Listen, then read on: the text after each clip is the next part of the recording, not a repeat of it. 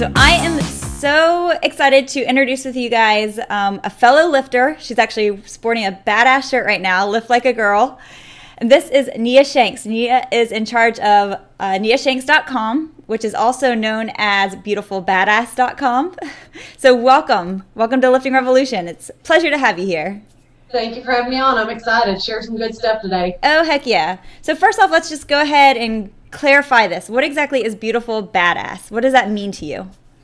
To me, that's more, beautiful badass is something that's not, you can't really categorize it specifically because, and especially a lot of women, at first they think it's like a body type. They think that, I could show somebody a picture and say, this is a beautiful badass, this is what a beautiful badass looks like. But that's actually completely wrong because, in my opinion, and with the people that know they're beautiful badass, the first defining characteristic is just it's confidence and it's attitude more than anything else. It's not actually about a physical appearance. It's about how you carry yourself. It's about how you train, and it's about how you think, and it's all about having a positive mindset and a high level of confidence and self-esteem, and just this knowing that you are an awesome woman and training in a way that you enjoy and getting stronger and improving your performance. And so like I said, it's really more about an attitude and a style of training than a body image for sure. It's how you take on every aspect of life, from your training to work towards hanging out with your friends. It's just a feeling of confidence that people see you carry on. Definitely. Exactly. And then it's also, of course, your program, right? That you offer on your site. Yeah, it's one of the products that I have. Yeah, Beautiful Badass, and it's a guide and a manual that has a bunch of different training information, how to set up your training, and then it has a bunch of different training programs for building muscle, for getting stronger. There's even one for fat loss and stuff. Yeah. Okay. Is it a DVD program? No, it's completely electronic, so people can save it on their phones or tablet, computer, whatever. Online based. Awesome. Very cool. So let's get to know Nia a little bit better. Nia, first off, where did that name come from? It's such a gorgeous name. Actually, I don't know. I think my mom, the story goes, she was watching a movie when she was pregnant with me, and just, I guess, saw the name of the actress and liked it. And that's hilarious. That's how I got my name. I think she was just under, anesthesia or whatever they give you whenever you're having a baby. She probably just mumbled out, Nia. Just write that down. You can't get her to admit it. That's hilarious. That's actually, I was supposed to be named something completely different, and then when my mom was in the hospital, she saw a movie with an actress and changed it last minute. That's hilarious. So I'm so glad that you brought up your mom, because I definitely feel like she needs a spotlight here in this interview, because I recently came across one of your blog posts that showed her in a strong woman's competition, in a strength competition. Tell us about, that was what, last year you said? It was a powerlifting meet, and I think it was not last year. I believe it was the year before. Actually, she's done one before that. That was a push-pull, but this was her first full powerlifting meet, which was squat, bench press, and deadlift, and it's your total of those best lifts. And she actually did that as kind of her comeback celebration, because a few months prior to that, she had a double mastectomy. And she wanted to prove that she could come back, stronger than ever. And she came back and she kicked butt. And one of her nemesis was her first competition. I think it was a 115-pound bench press. She really wanted to get that, and she didn't get it in her first meet.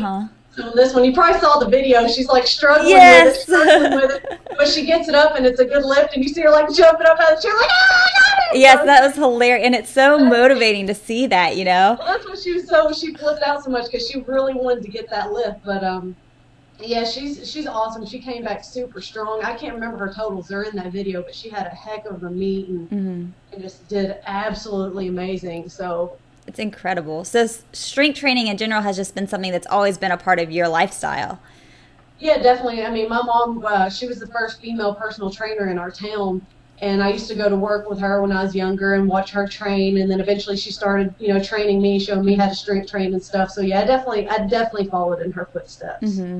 Now, what is the best feeling? Why do you love strength training so much? What is it about it that you're just like, makes you feel like a beautiful badass? I think especially over the past few years, first I got into training just because it was something was fun, and then I, loved it because it helped me to, look better, and I loved how I looked. But over the past few years, as I've gotten older, and especially as I've trained more and more people, to me, my favorite thing about strength training is that it helps me become a better and stronger version of myself, and not just aesthetically. The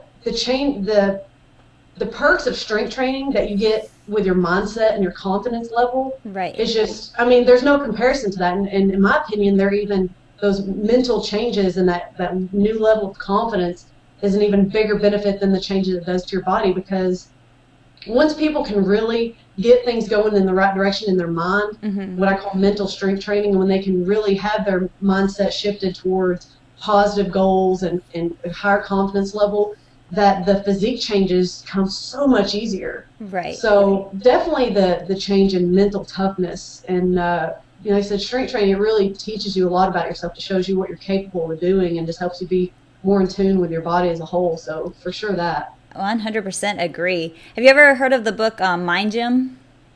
No.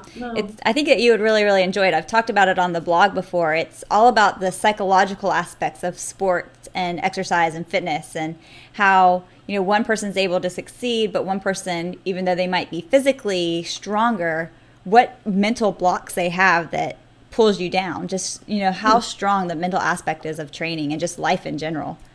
And I tell people all the time that no matter how much you work out, if you don't believe in yourself, you're not giving it everything that you've got, and you're not going to ever get to your full potential. Well, that, and if you're constantly dreading your workouts, or if you don't have a positive mindset, you're not going to want to keep doing that activity long term. And exactly. As trainers, that's our goal for our clients. We don't want to just get them looking good for swimsuit season. We want them loving it. Yeah, well, we want them to love it. We want them to be able to maintain those results. Exactly. For next swimsuit season and the next one after that, to where they don't always have to just, okay, I got to hurry and get ready for swimsuit season. Exactly. And after swimsuit season's over, they go back to old habits. It's about giving them a lifestyle that they enjoy, that they maintain, and that enhances their overall life, and to where, they don't have to look for another quick fix. Exactly. I think that exercise and eating, in general, healthy eating is considered what's called a keystone habit. You start working out, and then that influences you to say, hey, I'm enjoying this working out thing.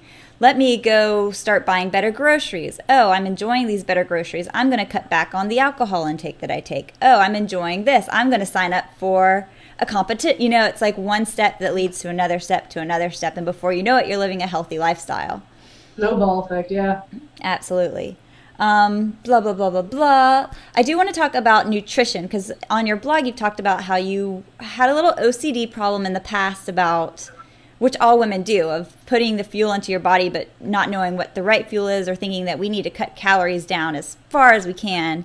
The less you eat, we all think that the better results that you're going to get. Well, we've learned over time that that's not necessarily the case. So how did you overcome those things to now follow your nutrition plan, of which is more intuitive eating? What really, when I first got into training myself and clients and stuff, nutrition just came super simple to me. I knew just eat real food, eat when you're hungry. I didn't think about it that much, but in an effort to further my education, I started reading a lot more about nutrition, about different types of diets and eating styles, and then that continued when I went to the University of Louisville to get my degree there. It's just I wanted to be knowledgeable. Because people were asking me these questions about certain diets, and I felt it was my responsibility to know all about that stuff. But what I found is that, I started learning more about counting calories and macronutrients and everything, and started tracking that stuff more out of curiosity. Well, long story short, I kind of spiraled just into obsessive compulsive counting calories, weighing food, certain macronutrients, and right. I would hit X amount of calories every day, and I would not go a calorie over, and combining certain foods and avoiding certain food combinations, and it just spiraled. It just got worse and worse and worse. And then in that time, I tried tons of different diets and eating strategies, because I was looking for the holy grail approach and all that mess. So yeah, it just got so bad after a period of about 3.5 years that I was just going insane. Where food was controlling everything in your life, it sounds like. What's that? Like almost where food is controlling everything in your life. It was. Yeah, from the second I woke up until I went to sleep at night, that's what my thoughts were on, was my next meal, what I was going to eat, when I was going to eat, how much I was going to eat. Was I going to be hungry, planning ahead for going out to dinner or going to a family dinner? I would think ahead, I was like, oh my gosh, what am I going to eat? What am I not going to eat? And just, right. It did. It took up my whole life, and that's one of the reasons I was seriously going insane, is because that's all I ever thought about. And people think I exaggerate. I'm like, no, every dang day. Yeah, I can relate. I've had stuff in the past where it was after I finished lunch, I would automatically start going, okay, I had this for lunch. What am I going to fix for dinner? Exactly. I mean, and that's all my thoughts revolved around. And then I go through periods of restriction and avoiding food and just, anyway, like I said, I mean, you can tell it sounds insane. And so I realized I needed to get out of that. And I knew that for me, I needed to just strip everything down to just simple, basic, bare bones approach, basically trying to get back to how I was before I had the disordered eating habits. And for me, that was really about relearning my natural cues about hunger and fullness, because one of the problems is that during that time of disordered eating, I would go on cycles of binging and then staying away from food, kind of as punishment and all that stuff. So I actually lost the ability to identify physical hunger and thirst, and just all those innate cues were just completely blown out of whack. So, I mean, it took some time, and I was actually finally starting to be more kind to myself, because I'm sure you know, if you have those disordered eating habits, you're not very kind to yourself. Whenever you overeat or binge or whatever, you have thoughts like, oh, I screwed up, I'm such a failure, this is pathetic, why did I do that, I know better. Or I have to go work out extra to help burn off that. I would work out extra to punish myself for it, but I knew I needed to, for one, make the changes in my mind first, because like I said, that's where it really starts. And so I told myself, you know, beating myself up accomplishes nothing. Being, you know, self-ridicule and all that, it does nothing. And so I made myself be patient, and, you know, if I messed up, I made myself say, hey, it's not that big of a deal. This is just one day. It's just one slip up. It's okay. Just, it happened, move on. Forget about it, you know? Right. And it was just being more optimistic that, you know I'm going to get over this. It's going to take time. You know, I didn't get those disordered eating habits overnight. I'm not going to break free from them overnight. It was just being patient and making myself shift my mindset towards food. And the principles I followed were just really starting to relearn those natural cues I had about hunger, thirst, and, you know, above that, it was all about just eating real food, like I always, you know, did before that. Just eat real food, eat when I'm hungry, eat until I'm satisfied but not stuffed. Right. And it was really about just keeping it that simple. And then I would eat my favorite, you know, ice cream or whatever my favorite food is, which is definitely ice cream. Ice cream. You know, I would eat that when I really wanted it. I wouldn't eat it just because I had an emotional issue or something, you know. And so I let myself have my favorite foods when I really wanted them. And just, it wasn't about, I didn't have forbidden foods, I didn't have evil foods, I did away with that crap because that screwed with my mind. Right. So I don't remember if you told me this before when we've talked, or if it was somebody else, but someone said one day of eating clean isn't going to help you lose 2 pounds in that day. And just like eating one day of bad isn't going to make you gain 2 pounds in one day. You know, it takes time. Sorry. That's my dog, she's getting mad. Hey, Bobby. Sorry. That's okay. I'm sorry. They'll stop in a second. Hey! They don't care that I'm being... My dog does the same thing. I'm surprised she's not barking back. I always get dog bomb. Dang. But, I'm sorry. Where are we at? Let's see. Talking about eating bad for one day isn't going to kill you. It's not the end of the world. Exactly. And it was really about tweaking my mindset then too, because I mean, I used to think, oh man, I ate good for a day, that's awesome. And, you know, of course I'd wake up the next day, I'm like, well, that didn't get drastic changes. And it was realizing that, hey, eating my favorite food once or twice a week isn't going to cause me to wake up fat either. So it's really about just, again, it's about tweaking your mindset, right, and being more optimistic and positive, and just learning how to relax and take a step back and look at the big picture. For sure. When you started changing and getting a little bit healthier with your diet in terms of the way you look towards it, did you see a difference in your performance lifting weights and stuff? Well, I definitely did. I think because, for one, and this is something I'm convinced of, I think a lot of people would do better if they just weren't as stressed all the time. Because I think in a way that even if you're eating really healthy, whatever that means to you, if you're constantly stressed about the food you eat and don't eat and about your nutrition, I believe that can do almost more harm than just taking a more relaxed approach, because you're just constantly stressing your body, stressing your mind out. Exactly. And that stress puts such a huge effect on everything, you know? I mean, it's going to affect your day-to-day life, your sleep, and, of course, your workouts. Yeah, exactly. So, no, definitely once I was able to, and that's the approach I also, I knew I had to change my mindset towards my strength training when I made those nutrition changes, because in the midst of the disordered eating, my workouts became, you know, whereas I used to train because I loved it, well, in the middle of that disordered eating, working out became just punishment for overeating and all that crap. Exactly. So I ended up making myself, hey, say, hey, you got to have positive mindset on your strength training. And so my workouts from that point on were focused on nothing but getting stronger, doing a little better than last time. I was focused on nothing but my performance. I didn't care about burning calories. Right. I didn't care how I looked at the gym, which I never. I mean, I don't wear pretty clothes in my training, so it didn't really matter. But I really carried over that positive mindset from nutrition to also my training. And yeah, I mean, my workouts got better because I wasn't concerned about achieving as much fatigue as possible as I used to be. Right. All I cared about was adding more weight to the bar, doing an extra rep. Those were my goals and focus at that point. Right. I love that you brought that up because I get emails, and I'm sure you do too, all the time from people saying, hey, Taylor, this is my workout. I'm doing 10 reps of bicep curls, 10 reps of lunges, and I'm using 20-pound dumbbells. Is this a good workout? And every time I'm saying, no, it's not a good workout. You need to continuously be pushing yourself, whether you're increasing your weight, your reps, depending on the day. Do you see that issue a lot? Yeah, I think a lot of times with people that contact me, a lot of people are at one of two ends of the spectrum.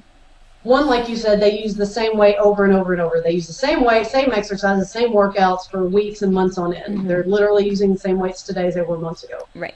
And some people, which usually it's people that have been training for a while, they just push way too hard, way too often, and never give their bodies a break. Right. And both of them are bad. If you're never increasing the weight, you're never going to challenge yourself in a way that forces your body to adapt. It's no different than, women carry a however 15 heavy pound purse, every day. I was just thinking about that today. Your body, you carry the same thing every day. So, if you want your body to change and transform, you have to constantly challenge it and use more weight or use a more challenging variation. And likewise, if you're training so hard to just complete in total fatigue and exhaustion every day and you never give your body a break to rest and recover, right. Both of those are detrimental over the long term. Yeah, you're always in a mode of breakdown instead of rebuilding. Yeah, exactly. So it's really about... That's very rude. Hey, baby. Hardcore dog mom. Yeah. Jeez, guys. They didn't do this last time. I know. But, yeah, it's really about learning over time to just find a balance. And in a way, that's when that kind of intuitive part can come into play a little bit, and which I don't recommend this for beginners because some people just use it as an excuse to be lazy. But once you get further into your strength training journey, you learn how to listen to your body. You can go in the gym one day and like yesterday, I was going to train, but man, I just felt just worn out. And I was like, you know what? I'm going to take today off, even though I was going to work out. And I feel even better today. So here in a little bit, I'm going to go train. And, it's just about learning how to listen to your body instead of forcing yourself to always do something you feel obligated to do. Exactly. That's funny. We actually just talked about that, my husband and I, on a podcast, and said the same thing, that for beginners, it's kind of a little bit harder because you don't know. It's a lot harder to tell if you're trying to skip out on your workout because you feel like you're tired, exactly. Or if you've understand your body well enough at this point in your fitness training to say, no, my body is actually physically fatigued and need the extra rest. Yeah, and a good guideline for a lot of people, and I tell them to say, well, at least go through your workout your warm up first, and see how you feel after your warm up. Because a lot of people, after they get through that warm up, they're like, oh no, I feel good, I can go. Exactly. But, like I said, once you become a more experienced trainee, I knew yesterday I was like, this is gonna be stupid to work out. It's gonna, I'm not gonna do well. Yep. That's awesome. And what's your advice for somebody, a woman who's completely new to strength training and wants to get started? Well, for one, I would say set yourself up for success and be realistic about how many days per week you can work out. Some women are like, oh, I'm going to start training. I'm ready to do this. I'm going to work out 5 days a week, man. And I'm like, well, is that practical? Is it practical and is it safe, Yeah, and a lot of them are like, well, no, I don't really have time. I'm busy with work and kids. I'm like, well, then how many days a week can you realistically, consistently work out? I'm like, well, I know I can dedicate 3. I'm like, well, then dedicate 3 days. Right. And strength train those 3 days. Other than that, it's all about picking the right exercises based on, your previous history, whether you have injuries or mobility issues or whatever, and also based on the equipment that you have. Mm-hmm. And I like to, especially with beginners, I focus on just a few basic compound exercises, mm-hmm. because in my experience with beginners, they do better if they stick with the same few exercises, because that way they can learn the movement patterns. I mean, their nervous system has to get used to firing, for a squat or a deadlift or whatever. And so it focuses, at least with my clients, around basic exercises, a focus on perfect form and consistently getting stronger. Because usually with a beginner, they can keep doing more reps or adding more weight for several weeks simply because their nervous system is just getting more efficient. But those are usually, what I'll do. Most of my beginners train 3 days a week on total body workouts. Very good tips. That's basically the same thing that we do as well, just because there's so many moves too. If you don't have your basic squat down yet, how are you going to do the other moves that, burpees, all of these exercises that combine the squat movement? So learning the basic movements are so important. And something I've found as well, and this is where I've kind of seen some people mess up before in the past, is nobody wants to suck at something the first time they do it. So if you give a beginner, all these complex exercises like, hey, from day one, we're going to do a clean and press, or something super complicated. And if you have to give them 20 cues, that's going to overwhelm them. They're like, I can't do this. This sucks. This isn't fun. And so I'll have them use a lot of times it's like a goblet squat, push up, those kind of exercises because they only require just a couple cues to where they can learn those movements really quick. And so from day one, they're training correctly. And they're like, oh, I can do this. This is great. And then the next week, they already have that perfect form down. Exactly. They can usually do better. And like, oh, man, I'm already stronger, so. For sure. All right, so we're getting ready to wrap up. But as Nia knows, because we've actually already tried to film this last week, and I had a blonde moment, messed up on some stuff, so she was nice enough to hang out with me again today. But we end every interview with a favorites. So I'm going to ask you some of your favorites, and first thing that comes to your mind. Favorite cardio? Hill sprints or jump rope. Jump rope. That's a good one. We just got a brand new jump rope last week. It's pretty badass. Yeah, I love jumping rope. Favorite strength training exercise? Deadlift. Deadlift for lower body or all together? Deadlift could be kind of more of a total body because it works so much muscle, but for it probably more, total body. Okay. What's your favorite exercise equipment? You asked me this last time. I know. What have you decided? Crap. Last time I said dumbbells. I may be a smart ass now and just say body weight. No, that's a good one. That's what we stress all the time. That's not being a dumbass. I won't be like, oh, what a Bia. What's your favorite body part on yourself? Oh, dang, you didn't ask me that one last time. That's a good one. Crap. I don't know. Shoulders or glutes? I don't know. Because I always stress, instead of looking in the mirror and saying, like, what you don't like of yourself, everybody should stand in the front of the mirror every morning and pick out 3 things that they love about themselves. So yours is your shoulders? I'd say shoulders. I like my glutes pretty good. You got a nice tush. Hilarious. All right, favorite, I don't want to say unhealthy snack, but your favorite cheat. Ice cream. Ice cream. Favorite flavor? Ice cream. It's usually mint chocolate chip is usually my favorite, but I branched out this weekend and got, it's usually like Talenti, I think is the brand name, gelato that I'm in love with, but I noticed that Haagen-Dazs came out with a gelato line. Ooh. Tried that this weekend. They're salted caramel. Oh, dude, it was good. Oh my gosh, that sounds incredible. Awesome. I'm like, oh, thank God, no more. Have you ever made, this is totally off subject kind of, but I make our own mint chocolate chip ice cream. But no, so easy. You get like the Trader Joe's full fat coconut milk. You know what I'm talking about? Mm-hmm. And scoop out just the fat part of it, the chunky part, and mix in coconut extract, or not coconut, mint extract, put in some chocolate chips, stir it together. It's amazing. Oh, wow. No, I'll have to try that one. You'll have to try it. It's freaking awesome. Calorie-wise, it's probably the same as normal ice cream because it's nothing but coconut fat. But calories are good for you. Exactly. It's right. Let's see. Favorite healthy snack? Oh, dang. I've been on an apple kick lately for some reason. I don't know why. Like, what are they? Oh, Pink Lady apples. That's my favorite. Those are so good, dude. Oh, man. Yeah, try those. I've been eating those every single day since August. And I only know that because we went apple picking, and I've had them ever since. Oh, man. Yeah, definitely those. Let's see. Now. Favorite way to work out, by yourself or with a partner? A lot of times I'm more solo. It's usually just kind of my time to get away from things and just to do my own thing. And I'm really weird. I used to train with music. It's just me in my garage in silence. Mm-hmm. See, favorite workout apparel brand? Dude, Oh my God, I wear a tank top if I'm hot and like sweatpants or I got 10-year-old Adidas pants. I abhor shopping. Most of my female friends think I'm insane, so I dress for absolute comfort. And I'm in my garage, so I can wear whatever I want. Actually, at the gym, I would wear whatever I wanted to. Yeah, exactly. Who are you trying to impress? Yeah, t-shirt and pants, so. Awesome. And then I know you told me that you have an upcoming book coming out on the Kindle, online. You want to give a shout out to that and when it's supposed to be available?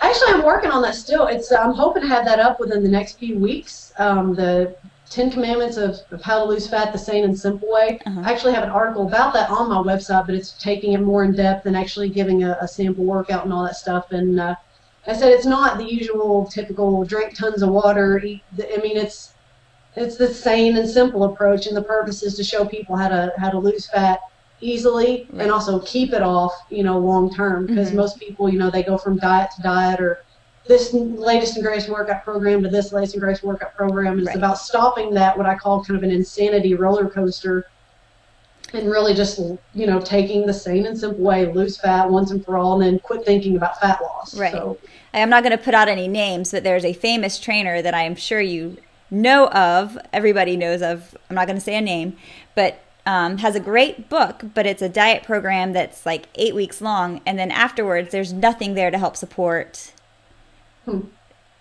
the long term. So I'm assuming that your book's going to be more of like, here are your commandments and here's how to turn it into a lifelong program. Well, yeah, because that's how I view fat loss, is because, and this is something I go to in the book, is that there's a time to focus on fat loss. Right. But if all you're thinking about is losing fat month after month, and especially year after year, something's messed up. Right.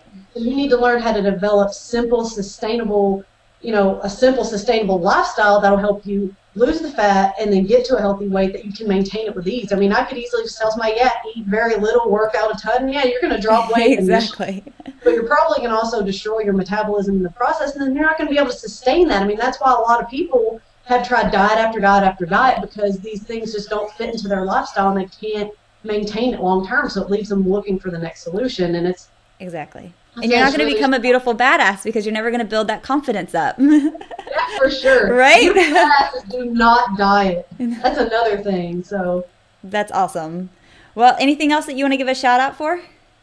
I just tell people to come over, check out my website. I got plenty of articles over there. You can learn more about what it means to be a beautiful badass and lift like a girl, and got all kinds of good stuff. So exactly, and that's at niashanks.com. I'm going to put it below this video as well as with your YouTube channel, which, check out this girl. I was watching her. You were deadlifting 325 pounds in some of the videos I was watching the other day. Have you gone up since then? Well, not since then, no. I mean, my record was 330. 330, okay. Mm-hmm. So let me tell you, you are motivation to me, and I hope that you guys listening go out, grab a weight, and get started healthy, but do it.